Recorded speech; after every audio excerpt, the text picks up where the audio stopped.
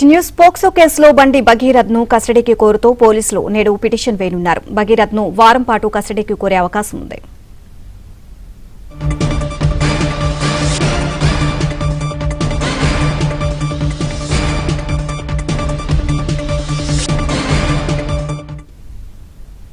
మరోవైపు తెలంగాణ హైకోర్టు న్యాయమూర్తిపై అనుచిత పోస్టుల కేసులో సిట్ ఏర్పాటైంది. ఈ కేసులో ప్రధాన నిందితుడు దామోదర్ ను పోలీసులు అదుపులోకి తీసుకున్నారు.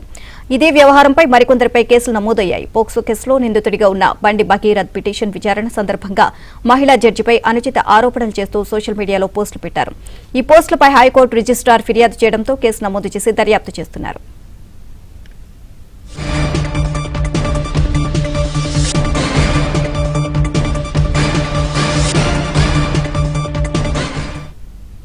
ఇదే అంశానికి సంబంధించి మరిన్ని అప్డేట్స్ క్రైమ్ కరెస్పాండెంట్ ప్రవీణ్ అడిగి తెలుసుకుందాం. ప్రవీణ్, బండి భగీరథ్ పోక్సో కేసులో ఇప్పటికే పోలీసుల విచారణ కొనసాగుతుంది. ఇక పోక్సో కేసుకు సంబంధించి మరింత లోతైనటువంటి దర్యాప్తు విచారణ కోసం ఈ రోజు కస్టడీ పిటిషన్ దాఖలు చేస్తామని పేట్ బషీరాబాద్ పోలీసులు స్పష్టం చేస్తున్నారు. వారం రోజుల పాటు కస్టడీకి అడుగుతున్నాం. వారం రోజుల పాటు కస్టడీకి కోరేటువంటి అవకాశం ఉందనేది మనకు స్పష్టంగా అర్థమవుతుంది.